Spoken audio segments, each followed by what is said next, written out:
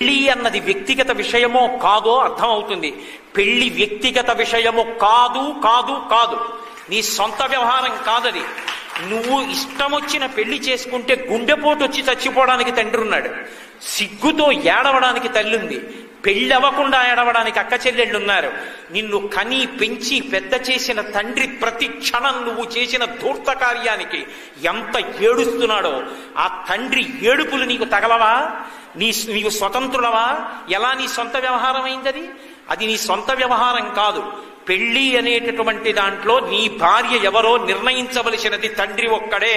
రామాయణం యొక్క తీర్పు, రామచంద్రమూర్తి యొక్క నడవడి, ఇది మనకు ఆదర్శం. ఎవడు కథ రచన చేసినా, ఎవడు చలనచిత్రం చూపించినా, ఎవడు టీవీలో సీరియల్ చూపించినా దీనికి కట్టుబడి చూపిస్తేనే ధర్మం నిలబడుతుంది. చేతిలో కలం ఉందని, చూసేవాడు తేరగా దొరికాడని ఇష్టం వచ్చినట్టు చూపించడం మొదలు పెడితే అది ఉగ్రవాద చర్యల కన్నా భయంకరమైన చర్య. దాని వలన ధర్మము లుప్తమైపోతుంది, యువతీ యువకులు పాడైపోతారు. శ్రీరామాయణం ధర్మానికి పట్టాభిషేకం చేస్తుంది. ఎలా పెళ్లి చేసుకోవాలో, ఎవరిని భార్యాస్థానంలో కూర్చోపెట్టుకోవాలో చూపిస్తుంది. కుశనాభోపాఖ్యానంలో ఆడపిల్లలు తండ్రిని గౌరవించారు.